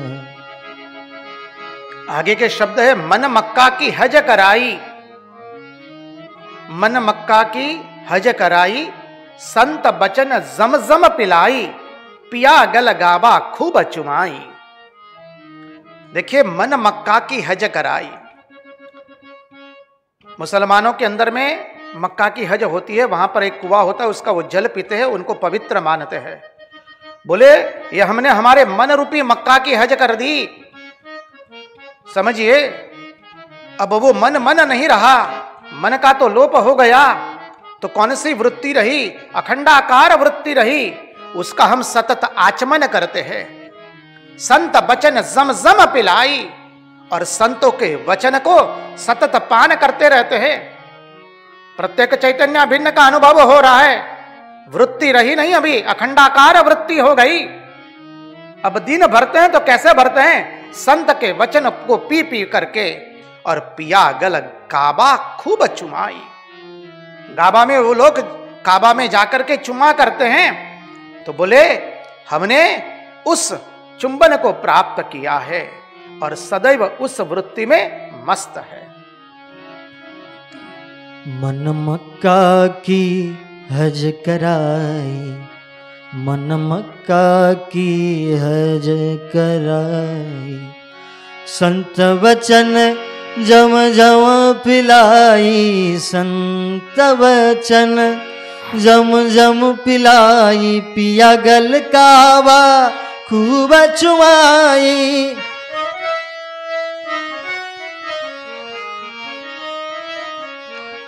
पिया गल काबा खूब चुमाई, खूब चुमाई।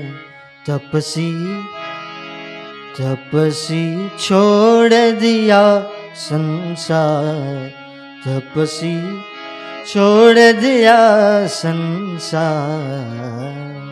पशु पंछी सब एक समाई, नर नारी कछु भेद न पाई।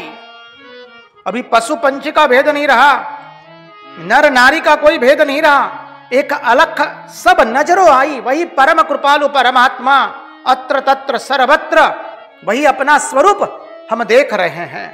रंग दीवाना फिर गाई, सोहम सोहम वेणु बजाई। अरे रंग तो दीवाना हो गया और सोहम सोहम का नाद बजा रहा है, वो वेणु बजा रहा है। वेणु किसकी बजा रहा है? सोहम की नाद की वेणु बजा रहा है। वृत्ति गोपिका व्रज नचवाई। आहा हा, गोपी कौन है?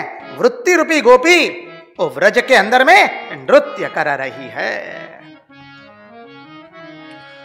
पशु पंछी सब एक समाई, नर नारी कछु भेद न पाए। नर नारी कछु भेद न पाई, एक अलख सब नजरों आई। एक अलख सब नजरों आई, सब नजरों आई। तपसी छोड़ दिया संसार, तपसी छोड़ दिया संसार।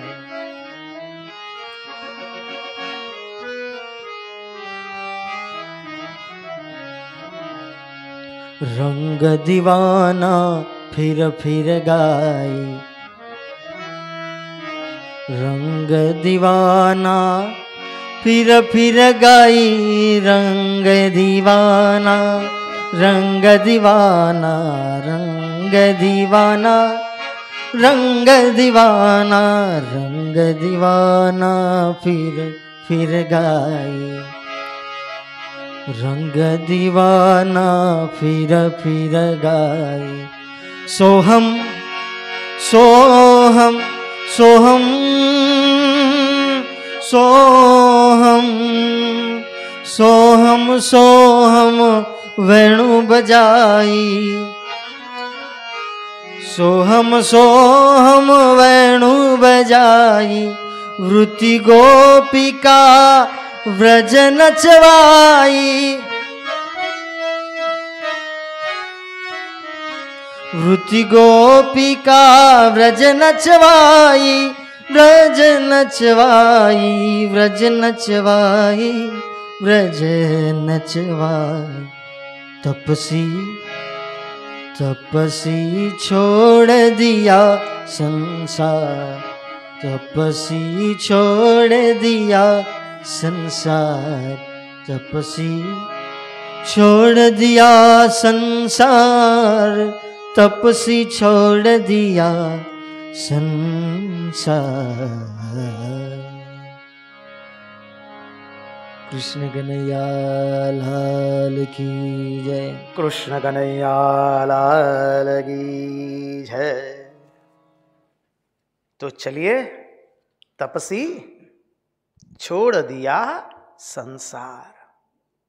जैसी सुकर विष्ठा भाई, तैसो भव सुख मुझ मन आई।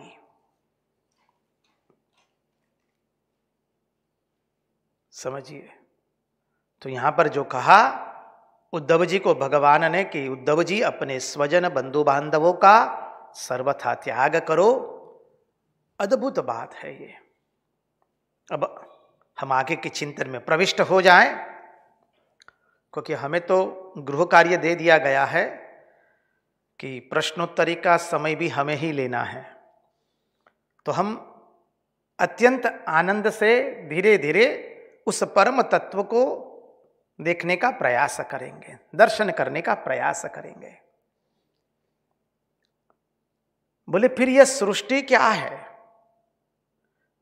बोले सबके प्रति हमें समभाव रखना है, तो महाराज किसी के अंदर में गुण अधिक है और किसी में दोष अधिक है, हम कैसे समभाव रखें? उदाहरण बताया उस महात्मा का। अब कहते बोले ये सृष्टि क्या है, पहले वो समझो। समभाव लाना है तो ये सृष्टि क्या है?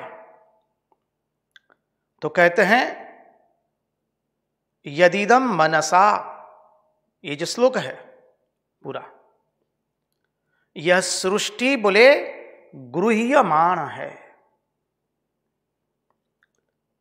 मन माने क्या है? गृह्यमाण माने इंद्रियों के द्वारा वो ग्रहण होती है। इस सृष्टि में कुछ भी हम जो है, हमारे पंच ज्ञानेन्द्रियां, पंच कर्मेंद्रियां, उससे हम ग्रहण करते। मन बुद्धि चित्त अहंकार से ही ग्रहण करते हैं।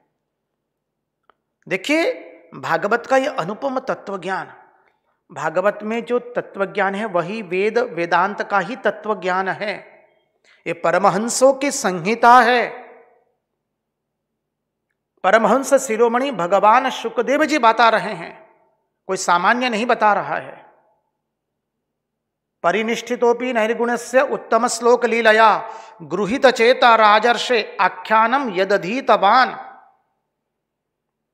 हम विगत 169 दिनों से भागवत श्रीमद् भागवत महापुराण का दर्शन कर रहे हैं। हमें आप पता चल गया कि यहां का वेदांत कितना उच्च कक्षा का है।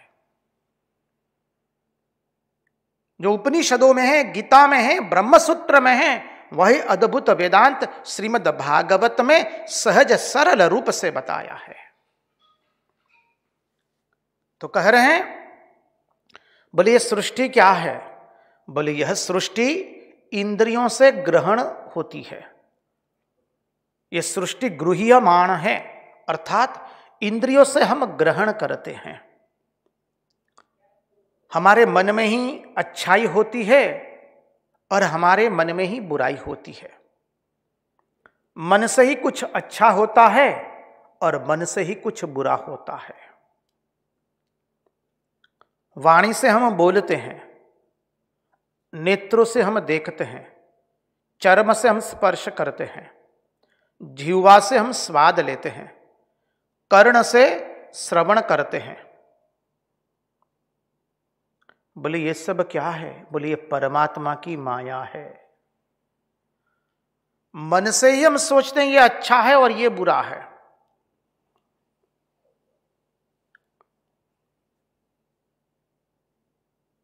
महात्मा लोग चिंतन की धारा समझाते हुए में कहते हैं कि बोले समझो कि जो कुछ हमें अपने जीवन में दिखाई पड़ता है, बोले ये सब माया है। बात तो सही है। हमने माया के ऊपर में विस्तृत दर्शन किया है। 10वें स्कंद में किया, 11वें स्कंद में किया, भिन्न भिन्न दृष्टि से माया का दर्शन किया है।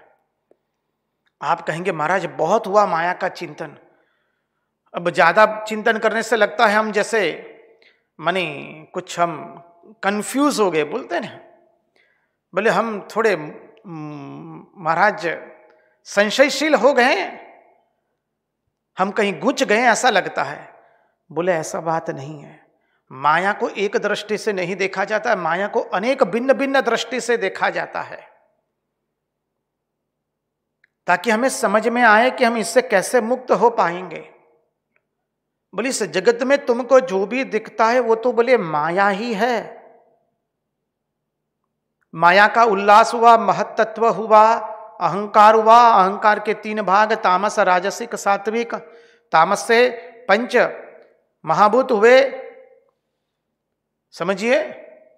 तत्पश्चात 5 तन्मात्राएं, राजस से 5 ज्ञानेन्द्रिय, 5 कर्मेंद्रिय, सत्व से मन बुद्धि चित्त अहंकार, उसके अधिष्ठान देवताएं, और फिर परम पुरुष का प्रगट्य हुआ। तो जगत में जो कुछ दिखता है वो तो माया है। माया जो नहीं है फिर भी दिखाई देती है, उसका नाम माया। गो गोचर जहां लग मन जाई। बोले ऐसा समझो कि जो कुछ हमें अपने जीवन में दिखाई पड़ता है वो सब माया है। बोले माया क्यों है महाराज जी? बोले यह केवल मानस सृष्टि है, इसलिए माया है। बोले मानस सृष्टि कैसे है? स्पष्टीकरण करें महाराज। आचार्य महात्मा लोग, विद्वान लोग उसका स्पष्टीकरण करते हैं। बोले देखो, जिसको हम अच्छा समझते हैं उसी को दूसरा जो है, दूसरा कोई भी व्यक्ति उसको बुरा समझता है। जिसको हम अच्छा समझते हैं दूसरा उसको बुरा समझता है।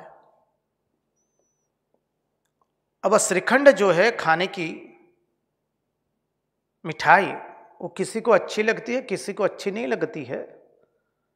लपसी किसी को अच्छी लगेगी, किसी को अच्छी नहीं लगेगी।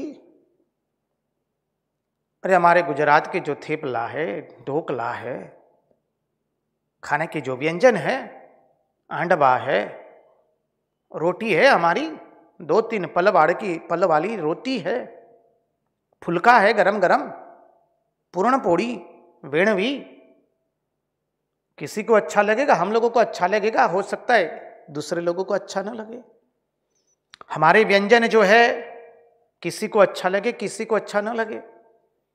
अब यहाँ का कोई निवासी दक्षिण भारत में आ जाता है, विशाखापट्टनम में, तो वो 2 दिन में त्रस्त हो जाते हैं, महाराज यहाँ तो केवल इडली डोसा यही मिल रहा है, हमारी रोटी कहाँ है? यहाँ तो भात खा रहे हैं ना रोटी मिल रही है, न चाय मिल रही है गुजराती।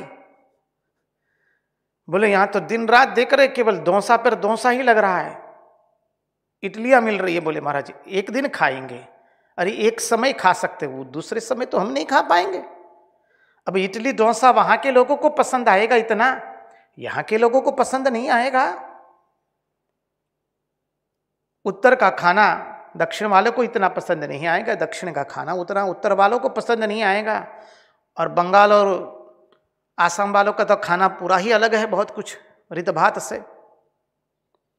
तो बोले वो हमको तो देखा भी नहीं जाएगा, खाने की बात तो दूर रह जाती है। कुछ कुछ व्यंजन जो है, और कुछ कुछ व्यंजन तो बहुत ही स्वादिष्ट है, सुमधुर है, अत्यंत प्रिय लगते हैं। बंगाल उड़ीसा का खाना भी एक अद्भुत खाना है। तो बोले जो हमें अच्छा लगता है वो दूसरों को अच्छा नहीं लगेगा, जो दूसरों को अच्छा लगता है वो हमें अच्छा नहीं लगता है। जिसको दूसरा अच्छा समझते हैं उसको हम बुरा समझते हैं। सामान्य बात है भाई, भोजन के समय गिलास जो है हम लोग दाहिने हाथ से नहीं लेते हैं, बाएं हाथ से लेते हैं जल पीना है तो। अब कोई कोई प्रांत में वही दाहिने हाथ से ही गिलास पकड़ा जाता है, अब वो देखने में बुरा लगता है। समझिए, जो हमें अच्छा लगता है वो दूसरों को बुरा लगता है, जो हमें बुरा लगता है वो दूसरे के लिए अच्छा होता है।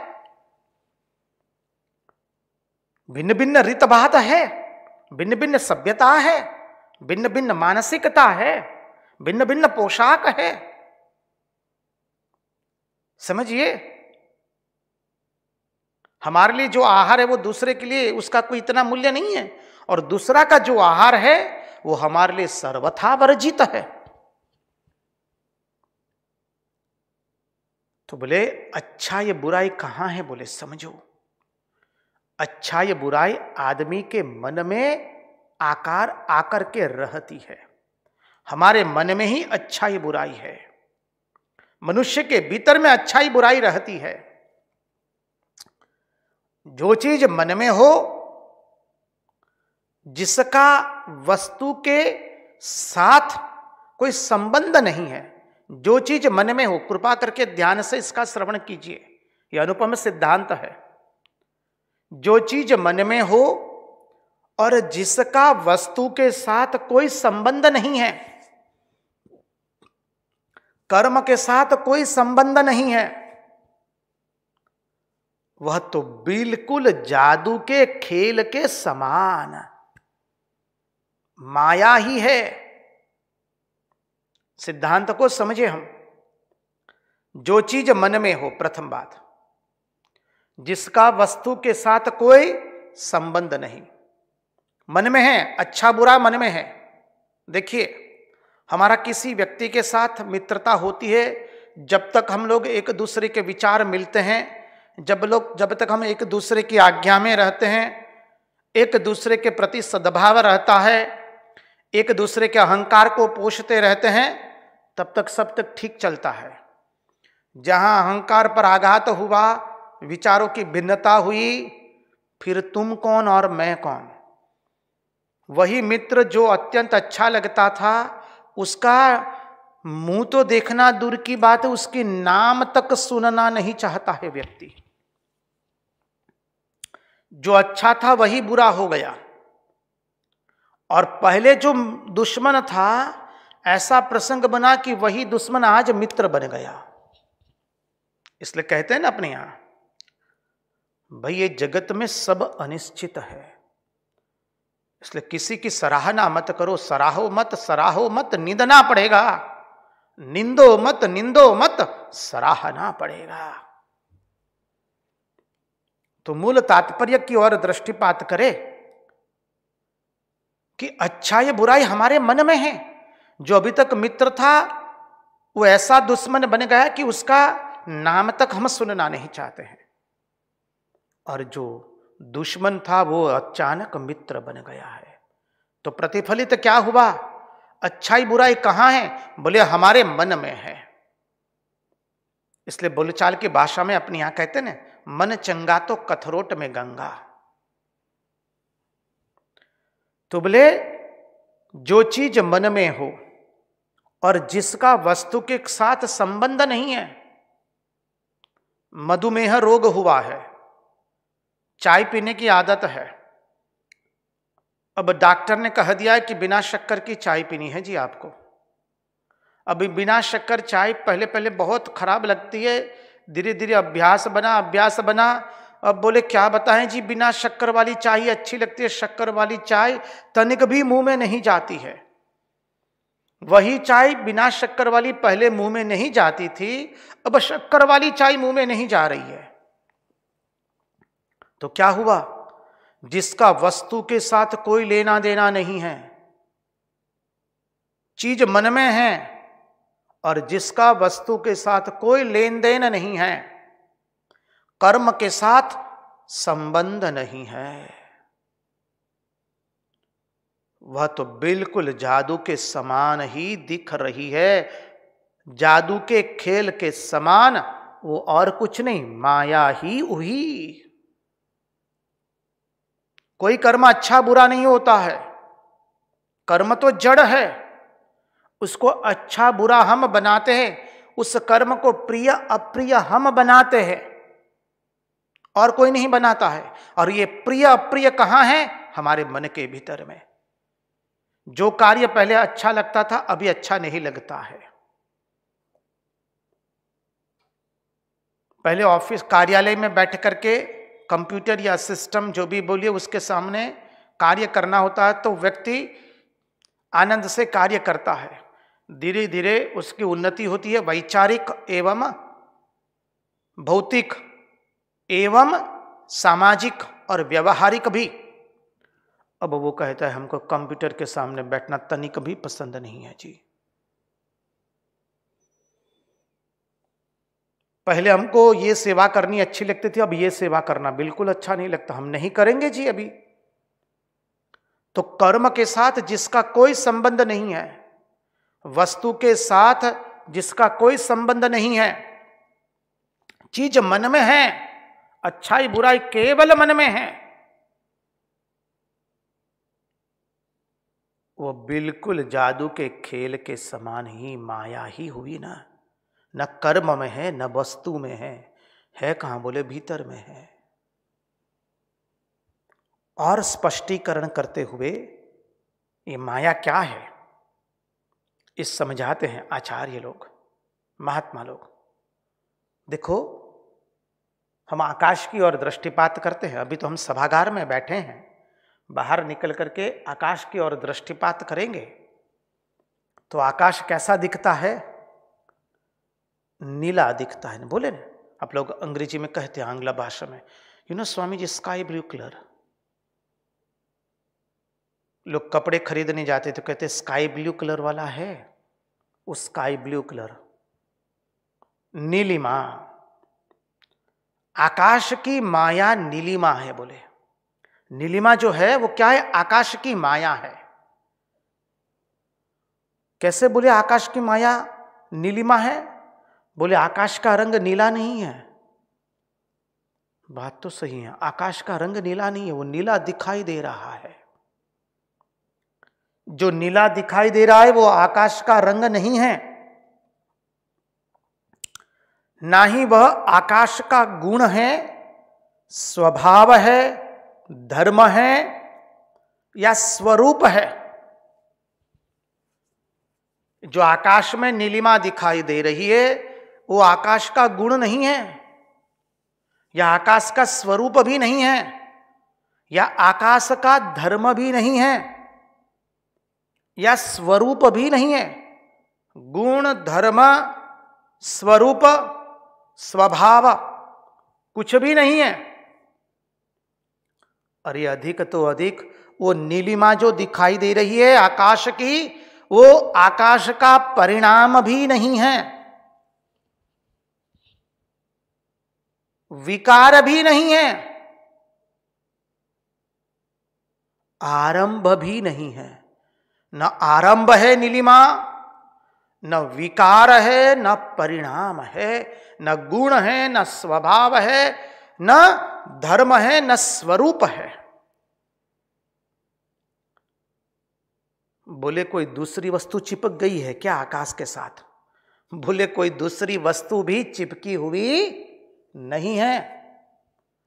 तो बोले ये है क्या नीलिमा? आकाश तो वैसे नीला दिखाई दे रहा है जी, ये नीलिमा है क्या? तो बोले तनिक रुको, यह तो हमको जो आकाश नीला दिखाई दे रहा है, क्यों दिखाई दे रहा है? क्योंकि हम आकाश को पूर्ण रूप से, पूरी तरह से देख नहीं पाते हैं। आकाश को हम पूर्ण रूप से देख नहीं पाते हैं, उसी के कारण हमको आकाश नीला दिखता है। हम आकाश को पूर्ण रूप से देख नहीं पाते हैं, परिणाम स्वरूप हमें आकाश नीला दिखता है। आकाश कोई नीले रंग का नहीं है। जब हवाई जहाज में बैठ करके जाते हैं, जैसे जैसे ऊपर जाते पता चलता है आकाश नीला नहीं है, और आगे जाएंगे तो और पता चलेगा। बोले बस इस चिंतन को पकड़ लो, इसी प्रकार यह दुनिया है। बोले ये दुनिया क्या है? बोले ठीक आकाश के नीलिमा के जैसा। बोले ये दुनिया क्या है? बोले जिस अनंत में यह दुनिया दिख रही है। दुनिया दिख रही है किस में? इस एक अनंत तत्व है उसमें दिख रही है ना दुनिया। समझिए, दुनिया सतत बदल रही है। बदलते किस लिए? क्योंकि there is one substratum which is continuously constant, so we can understand that something is moving continuously. एक सबस्ट्रैटम है जो सतत अचल है,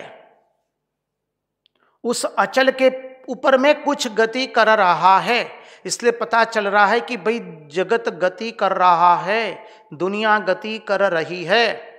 सुबह में सूर्य नारायण भगवान पूर्व दिशा में उनका उदय हुआ, अब धीरे धीरे मध्याह्न में आ रहे हैं, बाद में पश्चिम दिशा में उसका अस्त होगा।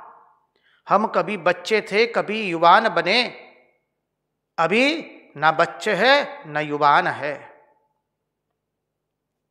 अब धीरे धीरे कुछ दिन के बाद कहेंगे कि ये चले गए, जगत गति कर रहा है। तो ये गति कहां कर रहा है? उसके पीछे कोई एक ऐसा अचल तत्व है। तो कहते जिस अनंत में यह सृष्टि हमें दिखाई दे रही है, जिस अनंत तत्व में यह सृष्टि दिखाई दे रही है, दिख रही है, उस ब्रह्म को जब हम पूर्ण रूप से नहीं देख पाते हैं तब यह दुनिया दिखती है। जैसे आकाश को जब हम पूर्ण रूप से नहीं देखते हैं तो आकाश हमें नीला दिखाई देता है, उसी तरह से जिस अनंत तत्व में यह सृष्टि दिखाई देती है, उस अनंत ब्रह्म को जब हम पूर्ण रूप से नहीं देख पाते हैं तब हमें यह दुनिया दिखती है।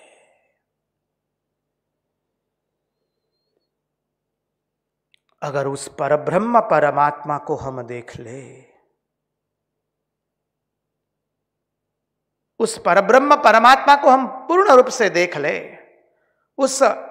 इसके अनंत अधिष्ठान स्वयं प्रकाश, उस प्रकाशक को देख ले। स्वयं प्रकाश, वो प्रकाशक कैसा है? स्वयं प्रकाशक है, अनंत है, अधिष्ठान है, स्वयं प्रकाश। प्रकाश को देख ले तो क्या होगा? बोले अनंतता में परिच्छिन्नता नहीं रहेगी।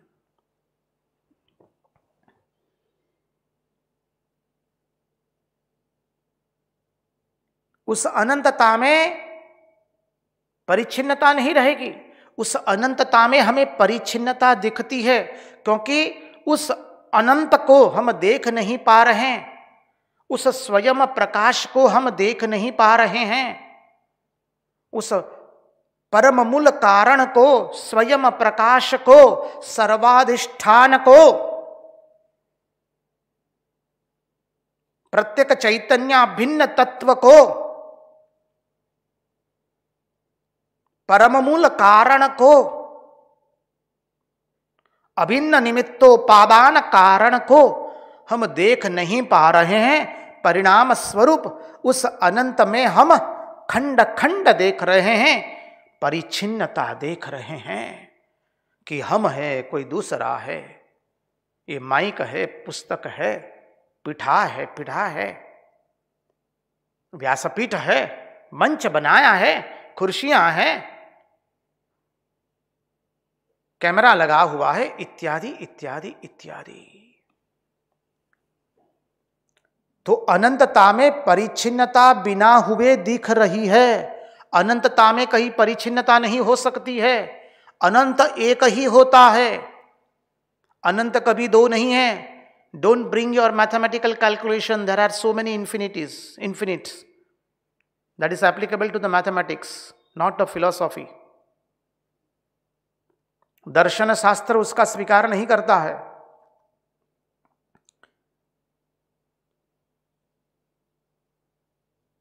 उस अनंतता में परिच्छिन्नता बिना हुए दिख रही है। अनंतता में कहीं परिच्छिन्नता नहीं है, अनंत एक ही है, इसलिए दो होने की तो कोई बात ही नहीं है। तो अनंत एक ही है, तो अनंतता में परिच्छिन्नता बिना हुए दिख रही है। हम परिच्छिन्न देख रहे हैं, हम परिच्छिन्नता नहीं है। फिर भी परिच्छिन्नता क्यों दिखाई दे रही है? क्योंकि उस अनंतता का दर्शन नहीं हो रहा है। उस एक में अनेकता हम देख रहे हैं। हम अलग है, भारत अलग है, भारत के पड़ोसी देश अलग है, एशिया खंड अलग है, यूरोप खंड अलग है, अमेरिका खंड अलग है, रसिया अलग है, अफ्रीका अलग है, मनुष्य अलग अलग है, कोई काले है, कोई गोरे है, कोई पुरुष है, कोई नारी है। उस एक में अनेकता।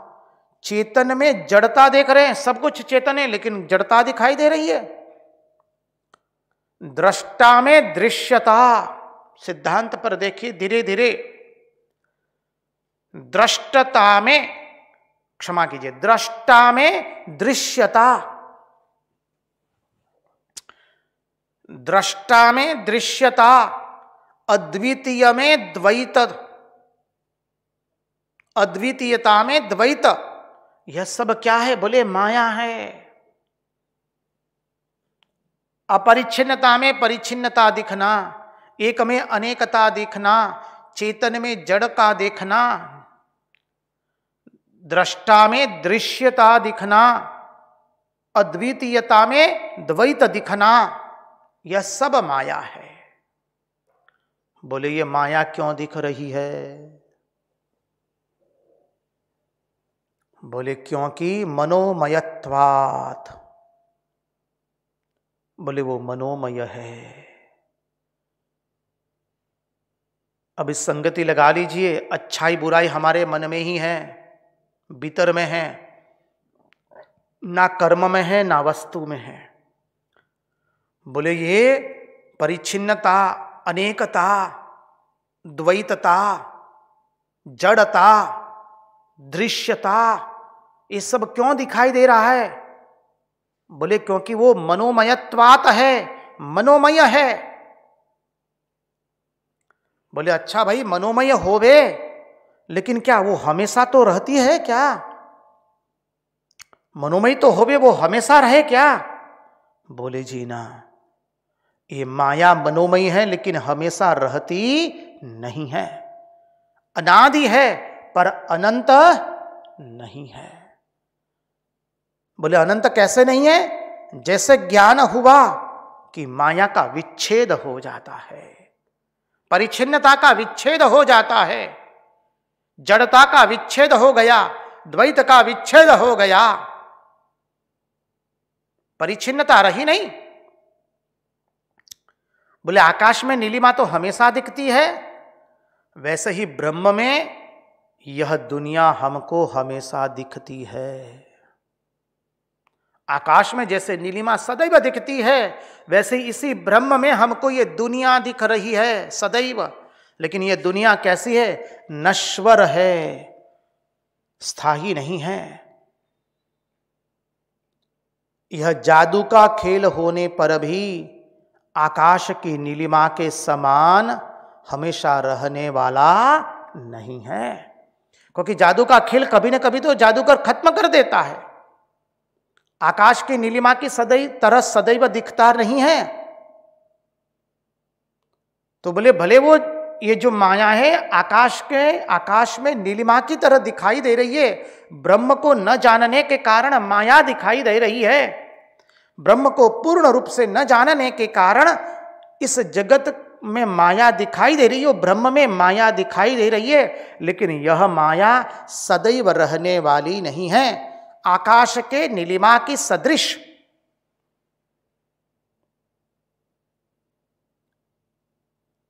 बोले वो सदैव रहने वाली नहीं है। एक तो है बिल्कुल झूठ, और झूठ भी हमेशा टिकाव नहीं है। ऐसा है यह संसार। एक तो है झूठा, ये माया कैसी है? झूठी, झूठी है, सत्य नहीं है। और झूठ भी हमेशा टिकाव नहीं है, वो सदैव रहने वाली नहीं है। ये संसार ऐसा ही है, सदैव रहने वाला नहीं है। जैसा दिखता है वैसा नहीं है। अब बोले ये तो समझ में आया कि ब्रह्म को न जानने के कारण यह माया दिखाई दे रही है। जैसे आकाश को न देखने के कारण आकाश में नीलिमा दिखाई दे रही है, वैसे ही ब्रह्म को न देखने के कारण ये जगत दिखाई दे रहा है, ये माया दिखाई दे रही है। और ये माया कैसी है? बोले मनोमय है। समझिए, मनोमय है। आकाश में नीलिमा हमेशा दिखाई देती है, ऐसे ही ब्रह्म में यह दुनिया हमको दिखती है, नश्वर है। बोले जादू का खेल होने पर भी आकाश की नीलिमा की सदृश वो सदैव रहने वाली नहीं है। यह माया के बारे में बताया। ये झूठी है, इसलिए कैसा है? बोले नश्वर है। ये बिल्कुल झूठ है, ये नश्वर है। यही संसार है, ये सतत परिवर्तनशील है, नश्वर है, ये झूठा है। ब्रह्म सत्य जगन मिथ्या। बोले इसको तो हमने समझा, लेकिन यह झूठी चीज हमेशा रहने वाली नहीं है, वो भी हम समझे। बोलिए बताओ तो सही, ये मन का खेल है तो इसको थोड़ा समझाइए, उसका स्पष्टीकरण कीजिए। बोले तनिक धीरज धरिए, कल सत्संग में सुबह 10 बजे इसका स्पष्टीकरण और मिलेगा।